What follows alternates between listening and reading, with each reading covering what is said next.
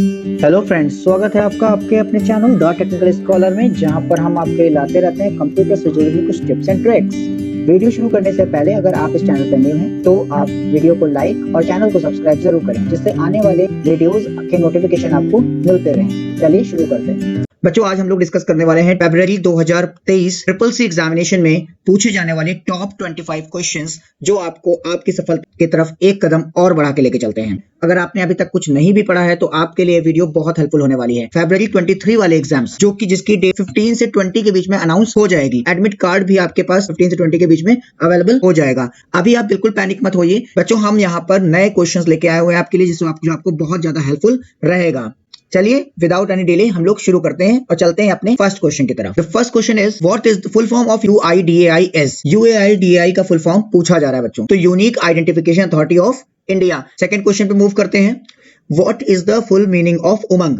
उमंग क्या है बच्चों? एक ऐप है। फुल फॉर्म क्या है? Unified mobile application for new age governance. What does KYC stand for? KYC से क्या अर्थ है? अपने कस्टमर को कोई बैंक पहचानती है तो वहां पर हम क्या बताते हैं? KYC फॉर्म फिल करके। ठीक है, आप बैंक जाइए तो आपको KYC फॉर्म मिलता है। उससे क्या होता है? Know your customer. बैंक आपको पहचानती है, आपको जानती है, आपके विषय में जानती है, तो क्या होगा? Know your customer, KYC। Next question पे मूव करते हैं। आधार इज आधार देखो बच्चों, आधार के बारे में 4 ऑप्शन दिए हैं, इनमें से कौन सा कथन सही होगा? जैसे आधार इज 12 डिजिट नंबर कार्ड। ठीक है, 12 डिजिट का नंबर कार्ड होता है। Identity card issued by UIDAI। ठीक है, और saving bank account. Saving bank account तो होगा नहीं, अब 12 डिजिट आधार में होते ही है। Identify card issued by UDI, ये भी बात सच है, तो हम क्या लगाएंगे? Both A and B। Next question देखते हैं। What is Aadhaar seeding? बच्चों, आधार सीडिंग किसे कहते हैं? तो आधार सीडिंग एक प्रक्रिया है जिसमें हम अपने आधार को अपने बैंक अकाउंट से लिंक कराते हैं। तो देखिए, सबसे पहला आंसर सही हो जाएगा, attach Aadhaar with the bank account. Next question पे मूव करते हैं। फुल फॉर्म ऑफ AEPS, तो फुल फॉर्म क्या होगा? आधार एनेबल्ड पेमेंट सिस्टम। ये एक ऐसा पेमेंट सिस्टम है जिसमें हम अपना पैसा निकाल सकते हैं बैंक से, वो भी किसकी मदद से? आधार कार्ड से मदद से। ठीक है, इसमें बच्चों कई क्वेश्चन और भी बनते हैं। क्वेश्चन कई बार देखा गया है कि AEPS में E का फुल फॉर्म क्या है, तो आप बच्चों पूरा याद रखिएगा तो कुछ भी आपसे पूछ सकता है। साथ ही साथ इसमें मिनिमम लिमिट पूछी जाती है कि AEPS से मिनिमम लिमिट कितनी होती है, तो बच्चों 10,000 रुपए की मिनिमम लिमिट इसमें होती है। नेक्स्ट क्वेश्चन में मूव करते हैं। Why is one time password safe? One time password क्यों सुरक्षित है? ठीक है, ये क्वेश्चन बहुत अच्छा क्वेश्चन है। क्या ऑप्शन दिया हुआ है? इजी टू जनरेट, आसानी से जनरेट हो जाता है। नॉट शेयरेबल, शेयर करने योग्य नहीं होता है, तो हम शेयर तो कर सकते हैं उसको, है ना। Different for every access, answer यही सही होगा। डिफरेंट फॉर एवरी एक्सेस, हर बारी वो क्या होगा? चेंज हो जाता है। आप जैसे आप बोलते हो कि सेंड अगेन, OTP अगर दोबारा भी आप सेंड करना चाहो तो आपको दूसरा OTP मिलता है, जो कि पहले वाले से बिल्कुल भिन्न होगा, अलग होगा, डिफरेंट होगा। तो आंसर हो जाएगा डिफरेंट फॉर एवरी एक्सेस, इसीलिए वो बहुत सुरक्षित माना जाता है। नेक्स्ट, अच्छा एक क्वेश्चन ये भी आता है बच्चों कि हमें अपना OTP क्या करना चाहिए? किसी को देना चाहिए, नहीं देना चाहिए? तो इस क्वेश्चन का आंसर आप मुझे कमेंट करके बताइए कि क्या हमें अपने मोबाइल पे जो OTP आ रहा है उसे हमें किससे शेयर करना चाहिए? ऑप्शंस हैं आपके फादर, मदर, गर्लफ्रेंड, बॉयफ्रेंड या किसी और से। किसी से भी नहीं, ये भी एक ऑप्शन है। तो आप बताइए कि आप कमेंट्स में, मुझे आपका इंतजार रहेगा कि आप किससे शेयर करना चाहिए। ठीक है बच्चों, नेक्स्ट चलते हैं नेक्स्ट क्वेश्चन पे। What is the full form of QR? QR का फुल फॉर्म क्या होता है? तो मैं पहले ही बता चुका हूं, आंसर सिंपल है, quick response code. QR code कहते हैं इसको। ठीक है, नेक्स्ट क्वेश्चन पे मूव करते हैं। QR कोड इज इवैल्यूएटेड और स्कैन्ड बाय। देखिए बहुत अच्छा क्वेश्चन है, पूछा जा रहा है QR कोड जो होता है उसको किसके द्वारा स्कैन किया जाता है? कैमरा के द्वारा, है ना। नेटवर्क केबल तो होगा नहीं, सेंसर होगा नहीं, तो आंसर क्या हो जाएगा? कैमरा के द्वारा हमें उसको स्कैन करते हैं। नेक्स्ट मूव करते हैं बेटा। What is the full form of UTR? UTR का फुल फॉर्म क्या होगा? पूर्ण रूप क्या होगा? तो यूनिक ट्रांजैक्शन रेफरेंस। ये जब आप किसी भी तरीके का ऑनलाइन ट्रांजैक्शन करते हैं तो एक UTR नंबर मिलता है, एक आपको यूनिक ट्रांजैक्शन रेफरेंस मिलता है, जिसकी मदद से आप क्या कर सकते हैं? अगर कोई बैंक में ट्रांजैक्शन आपका फ्रीज हो गया है, मिस हो गया है, तो आप उसको बैंक से, क्रेडिटर बैंक और डेबिटर बैंक, मतलब जो प्राप्त करता है और या जो देनदार है, दोनों ही तरीके से, दोनों ही बैंक में वो रेफरेंस नंबर से आपका ट्रांजैक्शन ट्रैक हो जाता है। ठीक है, तो हम उसको ये भी समझ सकते हैं कि हमारे ट्रांजैक्शन की ट्रैकिंग के लिए भी ये बहुत ज्यादा इंपॉर्टेंट है। ठीक है, unique transaction number unique transaction reference UTR। Next question पर चलते हैं बच्चों। क्वेश्चन नंबर 13 देखते हैं। What is B2B? बहुत सिंपल है, बिजनेस टू बिजनेस। इस पे समय बर्बाद नहीं करते हैं और नेक्स्ट चलते हैं। What does C2B stand for? C2B का अर्थ क्या है? तो कस्टमर टू बिजनेस, कस्टमर से बिजनेस की तरफ, कस्टमर टू बिजनेस। नेक्स्ट चलते हैं बेटा 15 पे। What is POS? POS is a point of sale. Point of sale machine बोलते हैं। आपने देखा होगा कई तरह की मशीन होती हैं, कई बार आप देखे होंगे एक मशीन जिसपे आपका एटीएम कार्ड आप लगाते हैं नीचे और पासवर्ड डाल करके बिल जनरेट हो जाता है जब आप डेबिट कार्ड से पेमेंट करना चाहते हैं। एक और खास बात बच्चों, जो पॉइंट ऑफ सेल मशीन होती है उसमें बिल जनरेट होता है ना, तो जिनमें बिल जनरेट होता है उन्हें कहते हैं पॉस मशीन्स, और जिनमें बिल नहीं जनरेट होता है, ओटीपी या मैसेज के थ्रू आपको बिल प्राप्त होता है, उन्हें कहते हैं एम पॉस मशीन। और जिनमें बिल जनरेट होता है उनमें बिल जनरेट करने वाली असेंबली पे एक थर्मल प्रिंटर लगाया जाता है जो कि हीट को सेंस करके थर्मल पेपर पे प्रिंट को जनरेट करता है। वो थर्मल पेपर और तो वो प्रिंट टेम्परेरी होता है, कुछ दिन में वो उड़ जाता है। इसी वजह से जब आपको एटीएम से स्लिप मिलती है तो उसमें बहुत दिन तक वो प्रिंट नहीं रह जाता। ठीक है, तो what is POS? Point of sale. 16th number question पे आते हैं बच्चों। What do you dial to take advantage of USSD service? तो भाई USSD सर्विस को एडवांटेज लेने के लिए हम क्या डायल करते हैं मोबाइल पे? पहले ये जान लेते हैं USSD क्या है। तो देखिए अनस्ट्रक्चर्ड सप्लीमेंट्री डेटा सर्विसेज है ना, ये क्या होता है? जैसे आपको #123 #198 और #198# और यहाँ पे एक ऑप्शन दिया हुआ है *99#। तो आंसर क्या होगा? *99# डायल करके हम अपने मोबाइल में USSD सर्विसेज को का एडवांटेज ले सकते हैं। नेक्स्ट क्वेश्चन पे चलते हैं बच्चों। 17th, Who has launched USSD?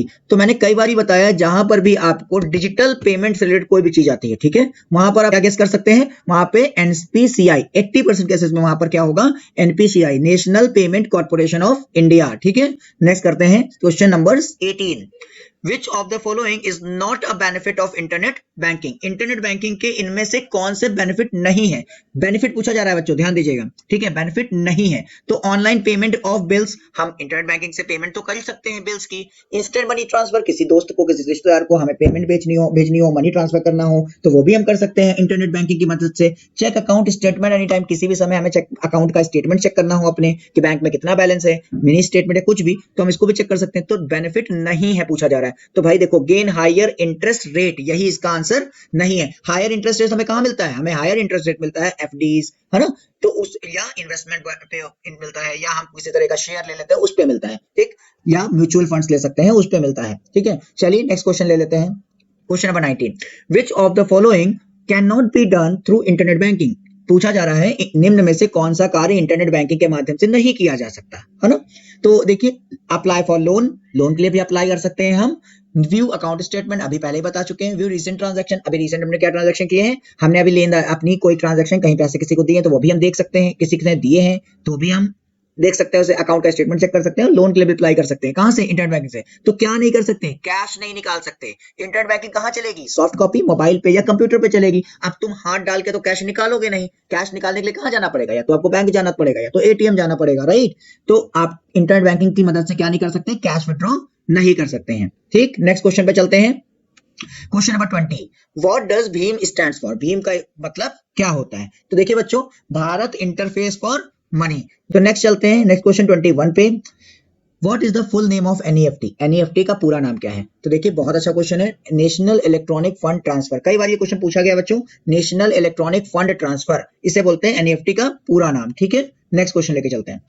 RTGS stands for, RTGS क्या है? तो भाई देखो, रियल टाइम ग्रॉस सेटलमेंट, ये है RTGS का full form. Real time gross, real time का मतलब क्या हुआ? लाइव हम लोग उसमें ट्रांसफर कर सकते हैं। देखो यहां पर अगर मैं पुराने वाले क्वेश्चन पे चलूं, नेशनल NEFT पे, तो NEFT में एक चीज का खास ख्याल रखिएगा, हमें 24 आवर्स पहले, 24 घंटे पहले हमें ये बताना पड़ता है बैंक को कि हमारा बेनिफिशियरी कौन होगा, हम फंड किसको ट्रांसफर करने वाले हैं। ठीक है, तो अगर आपको इमीडिएट चाहिए, तुरंत चाहिए, अर्जेंटली चाहिए, तो आपके लिए NEFT नहीं है। हम वहां पे क्या जाएगा? वहां पे जाएगा RTGS। आप रियल टाइम ग्रॉस सेटलमेंट, यहाँ पे आपको बेनिफिशियरी ऐड करने की जरूरत तुरंत नहीं पड़ती। आप directly bank account number, IFSC code की मदद से पैसे को भेज सकते हैं। नेक्स्ट क्वेश्चन चलते हैं बच्चों, question number 23, What is the meaning of T in RTGS? AEPS की तरह क्वेश्चन आया है ये।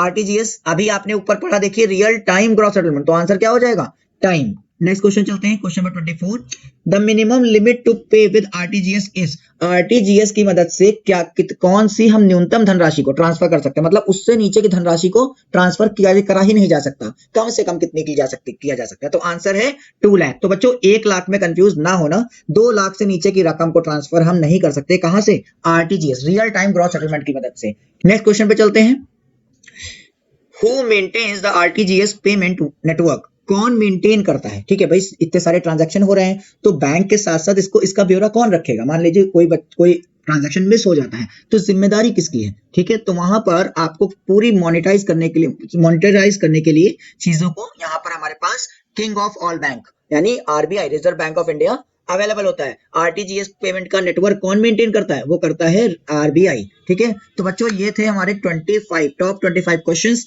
उम्मीद है आपको समझ आए होंगे। अगर कोई क्वेश्चन आपको नहीं समझ में आया है तो आप कमेंट सेक्शन मेरा ओपन है, आप वहां पर उस क्वेश्चन को आप प्रॉपरली बता दीजिए, तो मैं अगले अपने वीडियोस में उन क्वेश्चंस को आपके लिए ले आऊंगा और कोशिश ये करूंगा कि आपको वो क्वेश्चंस आपके जरूर ऐड ऑन किए जाएं या उस टॉपिक पे जरूर वीडियो बनाया जाए जो टॉपिक आप बताएं। आप टॉपिक भी मुझे सजेस्ट कर सकते हैं, comment section is open for you guys all. ठीक है, thank you so much for this lovely evening and बच्चों all the best for your exam. ऐसे ही आप पूरे दिल से तैयारी करते रहें, निश्चित सफलता आपकी ही होगी। लाइक शेयर और सब्सक्राइब करना मत भूलें, बेल आइकन को जरूर प्रेस करें। Stay tuned, stay connected with the Technical Scholar for more updates. Have a great day. Good night. Take care. Bye bye.